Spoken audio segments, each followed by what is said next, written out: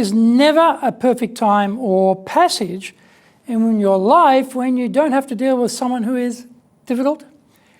Even if it's not too bad at the moment, it will come up, guaranteed. You know that. Do you want to keep repeating the same cycle of frustration and stress?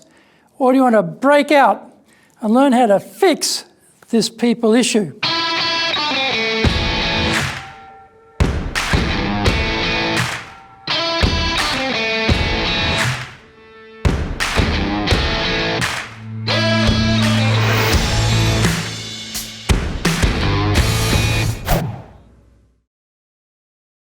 Welcome back to this weekly edition every Tuesday of the Cutting Edge Japan Business Show. I'm your host, Dr. Greg Story, President of Dale Carnegie Training Japan. Well, where is this cutting edge? For all of us, the quality of our people is the cutting edge for success in Japan. In this show, I will show you how to stimulate your thinking about ramping up your business. 2, bring your insights from the best training organization on the planet. 3, provide you with the highest quality Japan information. 4, motivate you to motivate yourself and motivate those around you. And 5, help you to shoot the lights out at results time. I don't want to just help you to succeed, I want you to dominate. This is episode number 2, and we are talking about how to work well with difficult people. それでは行きましょう. So let's get going. In the previous episode, we talked about people skills, really one of the key basics of leadership in Japan. Fortunately, leading is easy. Getting others to follow us is the tricky bit. I hope this isn't new information. But not everyone is like you. So how do you get the team to follow you? Especially how to get others who are so totally different from you, who are difficult to follow you or support you. Central to working well with difficult people is understanding ourselves. Yes, those people over there are difficult. But why do we think so? Isolating out the annoyance factors helps us to pinpoint how to handle situations where we react or possibly overreact. Reflecting on the past occasions when we've found difficulty with others is a good reality check. Here is a hint on how to do that. Think of someone you consider difficult to work with. See that person in your mind's eye. Now ask yourself 2 simple questions. What is it about them precisely that makes me see they are difficult? Second question, how have I typically reacted when dealing with this person, and what have been the consequences of those reactions? Take a pass on the psychobabble, but consider that this exercise offers up some critical insights into ourselves. Here is the bottom line. If we want change, we have to start with ourselves. Ask yourself, are there particular hot buttons that trigger a strong reaction, like being told no to something you seek? Do you notice that you quickly become defensive, take things personally, or do you find yourself exemplifying the best defense is attack principle? Especially in Japan, double check if your body language is screaming at that person without you being completely aware of it. Do you just dismiss them and their ilk, or do you try to at least see how it might appear from their perspective? Are you open to negotiation or compromise? Or are you a fully paid up, card-carrying and patch-wearing member of the My Way or the Highway Club? By the way, how are you with feedback from others? Not so good? With feedback, the concept that we don't know what we don't know is always a pain to deal with.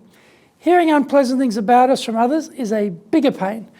When you feel nobody understands me, that signals even further pain. How are you when having to deal with people you consider idiots? How about people who lack our brand of common sense? What about basic nasties who have the temerity to want to argue the point. If we are not good, then what can we do about it? Because over time, the stress and tension will make us ill or possibly even kill us. At a minimum, it will make our job harder than it should be. Here is a key turning point. Don't try and change their world. Start instead with yourself. Now, another hint. Being generous with the benefit of the doubt will be a good starting point to help us tread an easier path through the various minefields in human relations. Look at the difficult person and the situations which arise. Ask yourself, what do I know about this annoying person that might help me understand the way they think or behave? Where and how were they raised?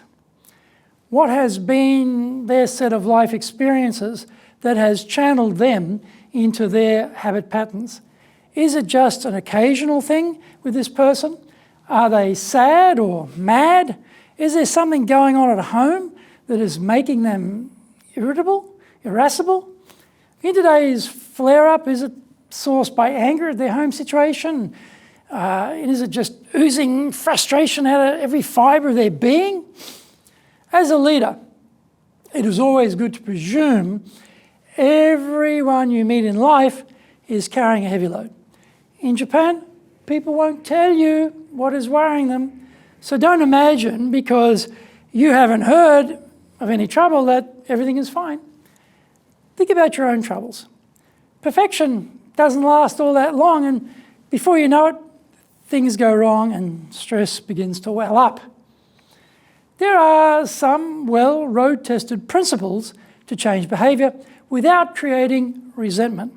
These create a powerful and handy roadmap for going forward. Advice like ask questions instead of giving direct orders works well, because you invite them to have some influence and ownership over the decision. Another insight is call attention to people's mistakes indirectly. This is useful because it precludes people becoming defensive and locking themselves in inflexible positions to save their own face. Actually, let the other person save face is another of the principles, and good plain advice. Don't win the battle and humiliate the other party. They won't forget or forgive, and you may lose the war when played out over the longer game. Another principle, make the other person happy about doing what you're suggesting. It's not so easy. However, if you really analyse that person and the personality drivers in play within them, we can find some common ground that will appeal to their self-interest. We can then unite them behind that in order to move forward. I recommend you read the classic book by Dale Carnegie. He wrote called How to Win Friends and Influence People. It is just chock full of gems. Also, identifying typical current people issues and then applying the principles to each case will make how to handle certain people and situations much clearer. Draw a line down the page and make a list of your difficult people in one column and then nominate in the next column, which principles you are going to use with that person. It may be you can use more than one principle, so go for that. Next, commit to this. Try it for 30 days without a break, and then review to see the results. I am sure you will find your difficult person problem will be much, much diminished by the end of the 30 days, and life will get a lot better. Keep pushing hard with us here at the Cutting Edge Japan Business Show. Subscribe on YouTube. Share with your family, friends, and colleagues. Become a regular.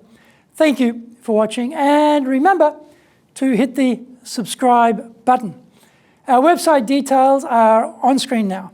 It's awesome value, so check it out. Next week, we are talking about motivational leadership. We want more of that, don't we? So, yoroshiku onegai itashimasu. Please join me for the next episode of the Cutting Edge Japan Business Show. Until then, create seriously outrageous levels of massive success. Dale Carnegie Training Japan has only one direction in mind for you, and that is up.